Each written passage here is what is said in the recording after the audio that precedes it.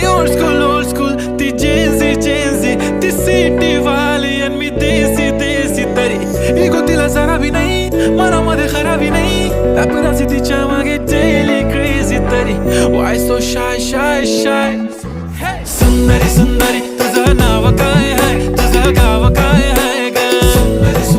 अरे सुंदरी तुझं नाव काय आहे तुझं गाव काय आहे ग